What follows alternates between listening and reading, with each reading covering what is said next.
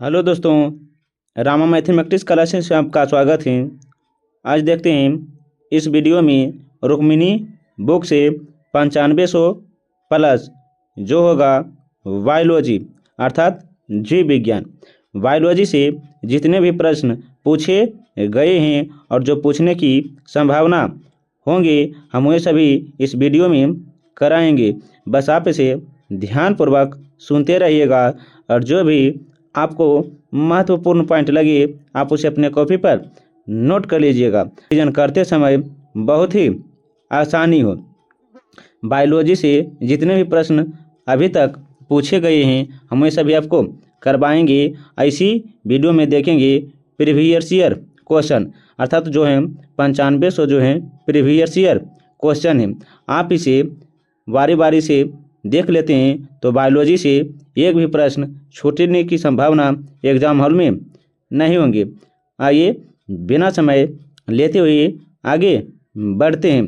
जो हम सबसे पहले पढ़ेंगे कोशिका, जिसे सेल कहा जाता है। अगर वीडियो अच्छा लगता है तो लाइक, सब्सक्राइब, कमेंट और साथ साथ अपने दोस्तों के साथ भी शेयर कीजिएगा। आइए देखते हैं क्या है। तो कोशिका जिसे क्या कहा जाता है तो सेल। देखिएगा थोड़ा सा जूम कर देते हैं ताकि आपको दिख सके। जिसमें से पहला प्रश्न है डीएनए। क्या बोले हैं डीएनए कि डीएन होते हैं तो किस में होता है न्यूक्लियर। क्या तो न्यूक्लियर ओटाइटस में होता है। न्यूक्लियर ओटाइटस में होता है। हम इसका खंडन भी करेंगे। जहाँ महत्वपूर्ण पॉइंट बनेगा हम उसे आपको बता देंगे। बस आप इसे ध्यानपूर्वक और सावधानी से सुनते रहिएगा। आइए देखते हैं आगे क्या है। तो देखिएगा, एक मिनट देखिएगा।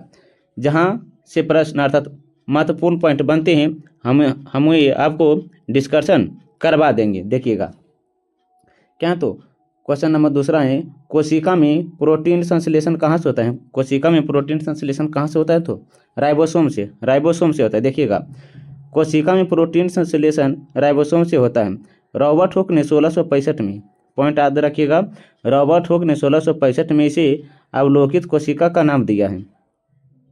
माइक्रोकोंडिया को कोशिका का ऊर्जा गृह कहा जाता है। ऊर्जा गृह कहा जाता है। आप इसे ध्यान से याद रखिएगा। इसके अलावा महत्वपूर्ण पॉइंट बन सकते हैं कि केंद्रक का खोज किसने किया तो रॉबर्ट ब्राउन। कब तो 1931 में किया। 1931 में किया है। आइए देखते हैं क्या आगे क्या है। तो देखिएगा क्वेश्चन नंबर तीसरा है निम्नलिखित में से किस में वास्तविक केंद्रक नहीं पाए जाते हैं। किस में वास्तविक केंद्रक नहीं पाया जाता है तो जीवाणु में वास्तविक केंद्रक नहीं पाया जाता। आप इसे ध्यान से याद रखिएगा। देखिएगा जीवाणु में वास्तविक केंद्रक नहीं पाया जाता है। आप इसे ध्यान से याद रखिएगा क्योंकि यह एक कोशिकीय होता है। ये क्या तो ये कोशिकीय होता है। आप इसे ध्यान से याद रखिएगा। आइए देखते हैं क्वेश्चन नंबर 4। जहाँ भी महत्वपूर्ण पॉइंट बनेगा हम ये आपको डिस्कशन करवा देंगे और जहाँ पर महत्वपूर्ण पॉइंट नहीं बनेगा हम आगे बढ़ते चले जाएंगे क्योंकि इसमें प्रश्नों की संख्या ज़्यादा है। देखिएगा क्वेश्चन नंबर 4। सबसे लंबी कोशिका कौन है तो तंत्रिका कोशिका। सबसे लंबी कोशिका तो तंत्रिका कोशिका है। सबसे लंबी कोशिका तंत्रिका कोशिका है। सबसे बड़ी कोशिका शुतुरमुर्ग का अंडा है। शुतुरमुर्ग का अंडा है। देखिएगा क्वेश्चन नंबर 5 है राइबोसोम किनके बने होते हैं। राइबोसोम किनके बने होते हैं तो आरएनए और डीएनए के होते हैं। सॉरी क्या तो देखिएगा एक मिनट, आरएनए क्या बोले हैं आरएनए और प्रोटीन के बने होते हैं। राइबोसोम किनके बने होते हैं तो आरएनए और प्रोटीन के बने होते हैं। आप इसे ध्यान से याद रखिएगा। जिसे देखिएगा राइबोसोम आरएनए एवं प्रोटीन के बने होते हैं। राइबोसोम कोशिका में प्रोटीन संश्लेषण में सहायक होता है। राइबोसोम सबसे छोटी कोशिकांग है। तो पूछेंगे सबसे छोटी कोशिकांग कौन है तो राइबोसोम है। देखिएगा कोशिका शब्द किसने दिया है। कोशिका शब्द किसने दिया है तो रॉबर्ट हुक ने। आप इसे ध्यान से याद रखिएगा। क्या है तो देखिएगा 1676 में ल्यूवेन हुक ने जीवाणु की खोज की है। ल्यूवेन हुक ने जीवाणु की खोज की है और रॉबर्ट ब्राउन ने 1831 में केंद्रक की खोज की है। केंद्रक की खोज की यहाँ पे इसे ध्यान से याद रखिएगा। आइए देखते हैं क्या है। तो लाइसोसोम आत्महत्या की थैली है। लाइसोसोम आत्महत्या की थैली है क्योंकि उसमें क्या होता है तो देखिएगा जल अपघटक एंजाइम होता है। जल घटक जल अपघटक एंजाइम होता है। पे ध्यान से याद रखिएगा। देखिए क्या तो लाइसोसोम को आत्महत्या की थैली कहा जाता है क्योंकि उसमें जल अपघटक एंजाइम होता है। लाइसोसोम सिर्फ जंतु कोशिका में पाया जाता है। तब पूछेंगे लाइसोसोम किस में पाया जाता है, तो जंतु कोशिका में पाया जाता है। आगे देखते हैं कोशिका का पावर हाउस किसे कहा जाता है, तो माइक्रोकोंडिया को। कोशिका का पावर हाउस किसे कहा जाता है, तो माइक्रोकोंडिया को। आप इसे ध्यान से याद रखिएगा। आइए देखते हैं कि क्वेश्चन नंबर कितना है, तो 9 देखिएगा। क्वेश्चन नंबर 9, ईस्ट क्या है, क्या तो ईस्ट क्या है, तो यूकैरियोटिक है। ईस्ट क्या है, तो यूकैरियोटिक है। आप इसे ध्यान से याद रखिएगा। देखिएगा ईस्ट जो है यूकैरियोटिक तथा एक कोशिकीय है। ईस्ट क्या है, तो यूकैरियोटिक एक कोशिकीय होते हैं। यूकैरियोटिक कोशिका में दोहरी झिल्ली का आवरण होता है जो केंद्रक आवरण से घिरा क्या तो घिरा केंद्रक पाया जाता है, जिसमें डीएनए एवं हिस्टोन प्रोटीन पाया जाता है। डीएनए एवं हिस्टोन प्रोटीन पाया जाता है। पैसे ध्यान से याद रखिएगा। आइए देखते हैं कि आगे क्या है, तो सभी कवक सदैव होते हैं। सभी कवक सदैव क्या होते हैं, तो मृतपोषी होते हैं। सभी कवक सदैव क्या होते हैं, तो मृतपोषी होते हैं। सभी कवक अधिकतर मृतपोषी होते हैं।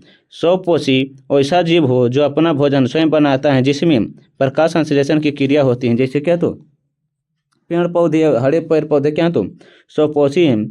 इसके अलावा मनुष्य, हाथी, घोड़ा, मोर ये क्या तो परपोषी हैं, जो दूसरों पर आधारित हो, जो दूसरों पर आधारित है। पीछे ध्यान से याद रखिएगा।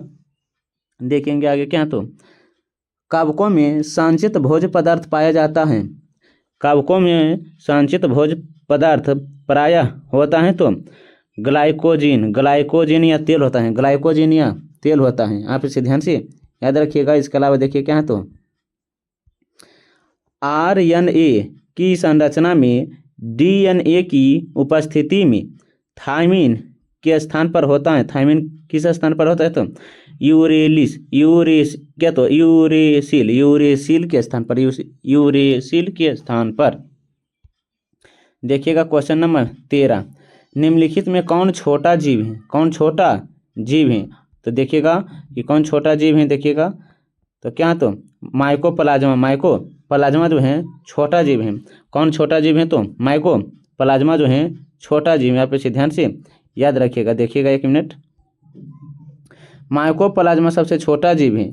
पृथ्वी का सबसे पहला जीव इसी को माना जाता है। ईस्ट कवक जिसका उपयोग बेकारी उद्योग में होता है। आप इसे ध्यान से याद रखिएगा। इसके अलावा क्या है, तो क्वेश्चन नंबर 14 देखिएगा। प्लाज्मा झिल्ली होते हैं। प्लाज्मा झिल्ली होते हैं तो कोशिका में जल खनिज लवणों के प्रवेश या निकास को नियंत्रित करता है। आइए देखते हैं आगे क्या है, तो क्वेश्चन नंबर 15, इलेक्ट्रॉन सूक्ष्मदर्शी का उच्चतम आवर्धन है। इलेक्ट्रॉन सूक्ष्मदर्शी का उच्चतम आवर्धन क्या होता है, तो 20,000। क्या, तो देखिएगा 20 लाख गुना होता है। 20 लाख गुना होता है। पैसे ध्यान से याद रखिएगा। ये देखते हैं क्या आगे क्या है, तो देखिएगा 1 मिनट। एक अष्टग्राम बराबर किसके होते हैं, एक अष्टग्राम बराबर किसके होते हैं, तो देखिएगा 10 पर पावर -10 mm, 10 पर पावर -10 मीटर होता है। देखिएगा आगे 1 मिनट क्या है, तो देखिएगा एक कोशिका में सर्वाधिक पाए जाने वाले पदार्थ क्या हैं। एक कोशिका में सर्वाधिक पाए जाने वाले पदार्थ क्या हैं, तो प्रोटीन होता है। प्रोटीन होता है। यहाँ पे इसे ध्यान से याद रखिएगा। ये देखते हैं क्वेश्चन नंबर 18, कोशिका सिद्धांत का प्रतिपादन 1839 में किसने किया है। कोशिका सिद्धांत का प्रतिपादन 1839 में किसने किया, तो स्लाइडिन एवं स्वान ने। आप इसे ध्यान से याद रखिएगा। ये देखते हैं क्वेश्चन नंबर 19 देखिएगा 1 मिनट। देखिएगा ये यहाँ पर कितना है, तो क्वेश्चन नंबर कितना होगा 18, तो क्वेश्चन नंबर कितना होगा, तो 19 देखिएगा। पादप कोशिका में जंतु कोशिका से विभिन्नता के लिए निम्नलिखित में से कौन एक प्रमुख लक्षण है। कौन एक प्रमुख लक्षण है, पादप कोशिकाओं की कोशिका भित्ति। पादप कोशिकाओं की कोशिका भित्ति सेल्यूलोज की बनी होती है। सेल्यूलोज की बनी होती है। आप इसे ध्यान से याद रखिएगा। जिसे देखिएगा पादप कोशिका एवं जंतु कोशिका में विभिन्नता का एक मुख्य लक्षण है, सभी पादप कोशिका की कोशिका भित्ति सेल्यूलोज की बनी होती है। कोशिका भित्ति कोशिका भित्ति कोशिका को एक निश्चित आकार प्रदान करने के साथ साथ कोशिका की सुरक्षा भी प्रदान करता है। कोशिका भित्ति वनस्पति कोशिकाओं में पाई जाने वाली जंतु कोशिका में नहीं होती हैं। प्लाज्मा झिल्ली जंतु एवं वनस्पति कोशिका दोनों में पाई जाती हैं। देखते हैं क्वेश्चन नंबर 20 क्या है, देखिएगा। यदि कोशिका के राइबोसोम नष्ट कर दिया जाए तो क्या होता है? यदि कोशिका के राइबोसोम नष्ट कर दिया जाए तो क्या, तो प्रोटीन संश्लेषण नहीं होगा, प्रोटीन संश्लेषण नहीं होगा। ऑप्शन नंबर क्या होगा? तो डी, ऑप्शन नंबर डी। देखिएगा क्वेश्चन नंबर 21। न्यूक्लिक अम्ल किस में होता है? न्यूक्लिक अम्ल किस में होता है? तो केंद्रक और कोशिका दर में, केंद्रक और कोशिका दर में होता है न्यूक्लिक अम्ल। देखेंगे आगे क्या है, तो देखिएगा न्यूक्लिक अम्ल केंद्रक और कोशिका दर में पाया जाता है। राइबोसोम पादप कोशिका एवं जंतु कोशिका में पाया जाता है। राइबोसोम जो है पादप एवं जंतु कोशिका दोनों में पाया जाता है। आगे देखिएगा क्या, तो RNA का मुख्य कार्य क्या है? RNA का मुख्य कार्य क्या है? तो प्रोटीन संश्लेषण में सहायता करना, प्रोटीन संश्लेषण में सहायता करना। देखिएगा प्रोटीन का संश्लेषण RNA का मुख्य कार्य है, RNA का मुख्य कार्य है। देखिएगा DNA का मूल मात्रक क्या है? DNA का मूल मात्रक क्या है? तो न्यूक्ल ओटाइटस है, न्यूक्ल ओटाइटस है। DNA का मूल मात्रक क्या है? तो न्यूक्ल ओटाइटस। यहाँ पे से ध्यान से याद रखिएगा। देखिएगा जैसे यहाँ पर है DNA का मूल मात्रक न्यूक्ल ओटाइटस है। DNA तथा RNA को न्यूक्लस ओटाइटस का बहुलक कहा जाता है। जल में घुलनशील विटामिन B, है, जल में घुलनशील विटामिन B, वसा में घुलनशील विटामिन है एडेक्ट, क्या तो ADEK एडेक्ट है, क्या तो एडेक्ट है। ये देखते हैं क्या, ये क्या तो क्वेश्चन नंबर 24 देखिएगा। निम्नलिखित में से किस कोशिका में सूक्ष्मतम जीवित कोशिका होते हैं? तो माइकोप्लाज्मा में। आप इसे ध्यान से याद रखिएगा। आइए देखते हैं क्वेश्चन नंबर 25। क्वेश्चन नंबर 25, प्याज को छीलने या काटने पर आँखों में प्रभुत मात्रा में आंसू आने का क्या कारण होता है? प्याज को छीलने या काटने में आँख से आंसू क्यों आता है? तो देखिएगा प्याज की कोशिका में विद्यमान गंधक होता है। प्याज की कोशिका में विद्यमान क्या होता है? तो गंधक होता है। आप इसे ध्यान से याद रखिएगा। क्वेश्चन नंबर देखिएगा आगे क्या है, तो इसका सॉल्यूशन देखिए क्या है, तो देखिएगा प्याज की कोशिका एवं विद्यमान गंधक के कारण प्याज को छीलने या काटने पर आँख में आंसू आते हैं। प्याज में क्या, तो प्याज में एंजाइम प्रोपाइल एलाइल प्रोपाइल क्या, तो डासफाइड नामक पदार्थ पाया जाता है, जिसके कारण एक विशेष प्रकार की गंध होती है। प्याज में SO2 गैस होता है जो जल में घुलकर H2O बना देता है। प्याज कटने पर जब आँख में पड़ता है तब आँख से आंसू निकलता है। H2O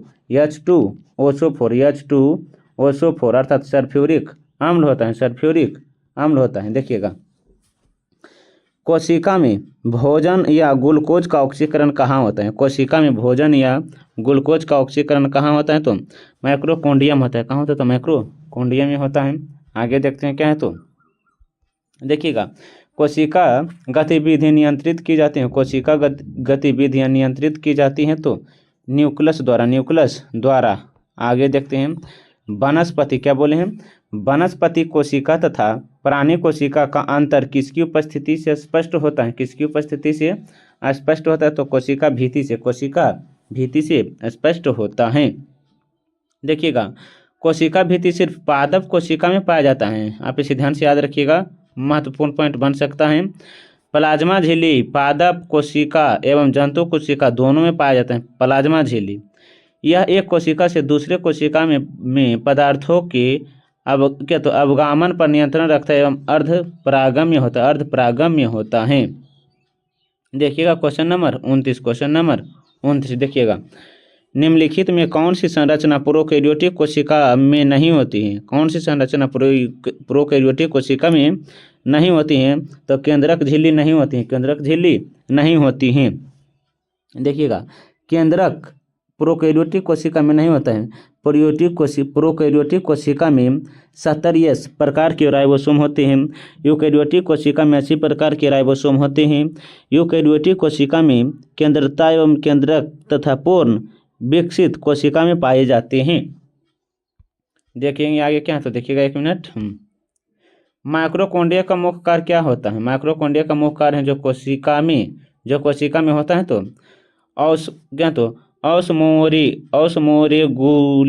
ऑस्मोरेगुलेशन होता है। देखिएगा आगे क्या है, तो क्वेश्चन नंबर 31। खाद्य पदार्थ में अधिक मात्रा में नमक और चीनी डालकर उन्हें लंबे समय तक परीक्षित किया जाता है, ऐसे इसलिए क्योंकि अधिक नमक और चीनी होती हैं। सूक्ष्म जीव कोशिकाओं का द्रव संकुचन करता है। सूक्ष्म जीव कोशिकाओं द्रव का संकुचन एवं संकुचन करते हैं। आगे क्या है, तो देखिएगा 1 मिनट। हाँ, सूक्ष्म जीव कोशिकाओं का उदय। सूक्ष्म जीव कोशिकाओं का द्रव संकुचन के कारण खाद्य पदार्थ में अधिक मात्रा में नमक और चीनी डालकर उन्हें लंबे समय तक परीक्षित किया जाता है।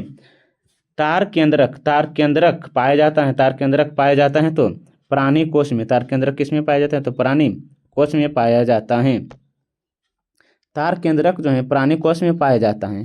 तार केंद्रक कोशिका विभाजन में सहायक होता है। देखिएगा, प्रकाश संश्लेषित वर्णक हरित लवक के झिल्ली में उपस्थित होते हैं। तो क्या, तो थाइलेकॉइड होता है। प्रकाश संश्लेषण में हरित लवक में थाइलाकॉइड पाए जाते हैं। राइबोसोम केंद्रक हैं। तो देखिएगा, प्रोटीन संश्लेषण के क्वेश्चन नंबर देखिएगा 35। Question number 35। कोशिका के बारे में निम्नलिखित में से कौन सा कथन सही नहीं है? तो ऑप्शन नंबर बी। कुछ कोशिकाओं के बदलते आकार होते हैं। आप इसे ध्यान से याद रखिएगा। देखिएगा क्वेश्चन नंबर 36। देखिएगा, जैव कोशिकाओं का कौन सा भाग प्रवास कहलाता है? तो माइक्रोकॉन्ड्रिया कहलाता है। ऑप्शन नंबर क्या, तो सी। ऑप्शन नंबर सी होगा। देखिएगा क्वेश्चन नंबर 37। जंतु कोशिका में निम्नलिखित में से किस अनुपस्थिति में होता है? जंतु कोशिका किस अनुपस्थिति में होता है? तो सेल्यूलोज की कोशिका भीति में होता है। आगे देखिएगा क्वेश्चन नंबर 38। गोल्जी काय। देखिएगा क्वेश्चन नंबर 38। गोल्जी काय उत्पन्न हुए हैं तो अंतःप्रायद्वीपीय रेटिकुलम से। आगे देखते हैं क्या, तो देखिएगा, निम्नलिखित में से वे एकमात्र पादप कोशिका की कौन सी जो बिना न्यूक्लियोलाइड हैं? तो क्या, तो वाहिनी कोशिकाएं हैं। आइए देखते हैं क्या है, तो संरचना के कौन से युग्म प्रायः पादप और जंतु दोनों कोशिका में पाए जाते हैं? तो अंतःप्रायद्वीपीय जालिका जो दोनों में पाए जाते हैं। आगे देखिएगा क्या, तो निम्न में से किस शैवाल का प्रयोग अंतरिक्ष अनुसंधान में किया जाता है? तो क्लोरेला का प्रयोग किया जाता है। आइए देखते हैं क्वेश्चन नंबर 42। देखिएगा, पके हुए टमाटर का लाल रंग किसकी उपस्थिति के कारण होता है? तो कैरोटीनाइड के कारण लाइकोपीन के कारण पके हुए टमाटर का रंग लाल होता है। देखिएगा, इसका डिस्कशन करते हैं। पर्णहरित प्रकाश संश्लेषण की क्रिया में सहायक होता है। हार्मोन शरीर के विभिन्न क्रियाओं को नियंत्रित करता है तथा शरीर की वृद्धि एवं विकास में सहायक करता है। विटामिन की खोज 1912 में फंक ने की थी। की थी। विटामिन से किस प्रकार की ऊर्जा की किसी भी प्रकार की ऊर्जा की प्राप्ति होता है, किंतु इसकी थोड़ी सी मात्रा शरीर के लिए लाभदायक होता है। देखिएगा क्वेश्चन नंबर 38, क्वेश्चन नंबर 38 देखिएगा। 1831 में क्या बोले, 1831 में एक कोशिका में केंद्रक की खोज किसने की थी? केंद्रक की खोज किसने की? तो रॉबर्ट ब्राउन ने की थी, रॉबर्ट ब्राउन ने की थी। आइए देखते हैं क्या ये क्या। तो सेल्यूलोज की भीति किससे सेलों में पाए जाते हैं? सेल्यूलोज की भीति किसके सेलों में पाए जाते हैं? तो पौधों के सेलों में, पौधों के सेलों में पाए जाते हैं। आइए देखते हैं क्या। तो डबेलाकर द्वारा कोशिका किसमें होते हैं? डबेलाकर कोशिका किसमें होते हैं? तो गेहूं में होता है। डबेलाकर द्वारा कोशिकाएं किसमें पाए? तो गेहूं में होता है। कोशिका किसके कारण अस्फीत हो जाते हैं? कोशिका किसके कारण अस्फीत हो जाते? तो अंतःप्राशन के द्वारा, अंतःप्राशन के द्वारा। अतिवर्धन का अर्थ क्या होता है? अतिवर्धन का अर्थ क्या होता है? कोशिकाओं की संख्या में असामान्य वृद्धि, कोशिकाओं की संख्या में असामान्य वृद्धि। देखिएगा सबसे छोटा जीव क्या बोले हैं? सबसे छोटा जीव, सबसे छोटा जीव जो स्वयं विकास एवं प्रजनन करने में समर्थ है, वे कौन है? तो माइकोप्लाज्मा। सबसे छोटा जीव जो स्वयं विकास एवं प्रजनन करने में समर्थ है तो कौन है? माइकोप्लाज्मा सबसे छोटा जीव है। देखिएगा क्या। तो सेलुलर और मौलिकुलर जीव विज्ञान का केंद्रक स्थित है। तो देखिएगा क्या। तो एक मिनट देखिएगा क्या। तो हैदराबाद में सेलुलर और मौलिकुलर जीव विज्ञान केंद्र कहाँ है? तो हैदराबाद में। कहाँ है? तो हैदराबाद में। आप इसे ध्यान से याद रखिएगा। देखिएगा सेलुलर और मौलिकुलर जीव विज्ञान केंद्र हैदराबाद में अवस्थित है। भारतीय कृषि अनुसंधान नई दिल्ली में है। अखिल भारतीय आयुर्विज्ञान संस्थान भी नई दिल्ली में है। राष्ट्रीय वनस्पति शोध संस्थान लखनऊ में है। राष्ट्रीय वनस्पति शोध संस्थान लखनऊ में है। केंद्रीय औषधि शोध संस्थान लखनऊ में। कहाँ? तो लखनऊ में है। आइए देखते हैं कि आगे क्या देखिएगा। एक मिनट। जीवन की मूलभूत इकाई क्या है? जीवन की मूलभूत इकाई क्या है? तो कोशिकाएं। जीवन की मूलभूत इकाई क्या है? तो कोशिकाएं। देखिएगा जीवन की मूलभूत इकाई कोशिका है। कोशिका के अध्ययन के विज्ञान में क्या तो क्रिटियोलिंग कहा जाता है। क्रिटियोलिंग कहा जाता है।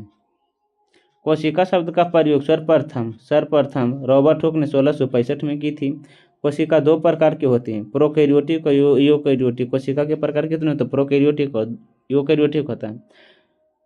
प्रत्येक जीव की उत्पत्ति एक कोशिका से होती है। कोशिका सिद्धांत की प्रतिपादन 1838 से 1839 में स्लाइडेन एवं स्वान ने की थी। सबसे बड़ी कोशिका शुतुरमुर्ग के अंडे की होती है। क्वेश्चन नंबर 51 देखिएगा। मानव शरीर में मौजूद निम्नलिखित कोशिकाओं में किसमें माइक्रोकोंडिया नहीं पाया जाता है? किसमें माइक्रोकोंडिया नहीं पाए जाते हैं? तो लाल रक्त कोशिका में माइक्रोकोंडिया नहीं पाया जाता है। लाल रक्त कोशिका में माइक्रोकोंडिया नहीं पाया जाता है। माइक्रोकोंडिया की खोज क्या? तो अल्ट्रमैन ने 1890 में किया था। 1890 में किया था। बेड़ा ने माइक्रोकोंडिया का नाम दिया था। बेड़ा ने माइक्रोकोंडिया का नाम दिया था। आगे देखें क्या। तो देखिएगा माइक्रोकोंडिया शोषण स्थल है। माइक्रोकोंडिया को कोशिका का शक्ति केंद्र कहा जाता है। डीएन केंद्रक के अलावा माइक्रोकोंडिया एवं हरित लवक में भी पाया जाता है। लाइसोसोम को आत्महत्या की थैली कहा जाता है। राइबोसोम को प्रोटीन की फैक्ट्री कहा जाता है। देखिएगा आगे क्या। तो कार्नस्ट्रेशन ग्रेडिएंट्स के खिलाफ कोशिका की हलचल को क्या कहते हैं? तो सक्रिय परिवहन कहते हैं। आप इसे ध्यान से याद रखिएगा। देखिएगा जहाँ से इम्पोर्टेंट बन सकता है। देखिएगा अर्धसूत्री विभाजन जनन सेल से होता है। इसके एक सेल के विभाजन से 4 सेल का निर्माण होता है। अर्धसूत्री विभाजन में प्रोफेज अवस्था लंबी होती है। समसूत्री विभाजन में कायिक सेल होता है। इसका प्रोफेज अवस्था छोटी होती है, अवस्था छोटी होता है। क्राउचिंग और ओवर हमेशा नॉनी एस्टर एवं क्रोमेटिक के बीच होता है, क्रोमेटिक के बीच होता है। सबसे बड़ी मानव कोशिका कौन है? सबसे बड़ी मानव कोशिका कौन है? तो ओवम है, ओवम है। सबसे बड़ी मानव कोशिका ओवम है, सबसे बड़ी मानव कोशिका ओवम है। कोशिका जीवन की सबसे छोटी कार्यात्मक एवं इकाई की संरचना है। सबसे बड़ी कोशिकाएं कौन है? तो ओवम है, ओवम है। देखिएगा आगे क्या है, तो क्वेश्चन नंबर 54 देखिएगा क्या, तो निम्नलिखित में से कौन सा कोशिका अंग पादप कोशिका में पाया जाता है किंतु जंतु कोशिका में नहीं पाया जाता है? तो यह जो है क्या, तो क्लोरोप्लास्ट है, क्लोरोप्लास्ट है। देखिएगा क्लोरोप्लास्ट कोशिका केवल पादप में ही पाया जाता है, पादप में ही पाया जाता है, किंतु जंतु में नहीं। जीवदर्भ को जीवन का आधार माना जाता है। जीवदर्भ का नामकरण पुरकिंजे ने की थी, पुरकिंजे ने की थी। जीवदर्भ का 76% ऑक्सीजन तत्व बना होता है। जीवदर्भ में लगभग 90% जल होता है, 90% जल होता है जीवदर्भ में। आगे क्या है, देखिएगा कवक की कोशिका भित्ति किसमें से बनी होती है? कवक की कोशिका भित्ति किसी से बनी होती है? तो काइटिन से बनी होती है, काइटिन से बनी होती है। कवक की कोशिका काइटिन से बनी होती है। कवक का अध्ययन माइकोलॉजी कहलाता है, कवक का अध्ययन माइकोलॉजी कहलाता है। कवक पर्णहरित सकेंद्रीय संवहन एवं उत्तक हरित क्या, तो थैलोफाइट है। कवक में संचित भोजन लाइकोजीन के रूप में होता है। आगे क्या, तो देखिएगा कवक पौधों में गंभीर रोग उत्पन्न करता है। यूकैरियोटिक का कोशिका भित्ति सेल्यूलोज की बनी होती है। प्रोकैरियोटिक का कोशिका भित्ति प्रोकैरियोटिक की कोशिका भित्ति प्रोटीन एवं कार्बोहाइड्रेट की बनी होती है, कार्बोहाइड्रेट की बनी होती है। देखिएगा आगे क्या है, तो सितारों में प्लाज्मा बनने का क्या कारण है? सितारों में प्लाज्मा बनने का क्या कारण है? तो उच्च तापमान। देखिएगा सितारों में प्लाज्मा बनने का उच्च तापमान कारण है। एंटीडॉन का नाम फादर सार्थ ने दी थी। और क्या, तो ऑफियोरा को बिस्टल एस्टर कहा जाता है। प्लाज्मा में 90% जल होता है, प्लाज्मा में कितना, तो 90% जल होता है। देखिएगा आगे क्या है, तो आगे क्या है, तो देखिएगा एक कोशिकीय जीव है। एक कोशिकीय जीव कौन है? एक कोशिकीय जीव है तो एग्री क्या, तो एग्रीकस है। आगे देखिएगा एग्रीकस एक बहुकोशिकीय जीव है, एग्रीकस एक बहुकोशिकीय जीव। यहाँ पे ध्यान से याद रखिएगा। ये देखते हैं कि आगे क्या है, तो 58 क्या बोले, 58 में है किस कोशिका को ऑर्गेनल का कोशिका का मास्टर कहा जाता है? कोशिका का मास्टर कहा जाता है। तो देखिएगा कोशिका का मास्टर किसे, तो नाभिक कोशिका ऑर्गेनल को कोशिका का मास्टर कहा जाता है। नाभिक अर्थ, तो ऑप्शन नंबर डी होगा, ऑप्शन नंबर डी होगा। नाभिक कोशिका में केंद्रक की खोज रॉबर्ट ब्राउन ने 1831 में की थी, 1831 में की थी। कोशिका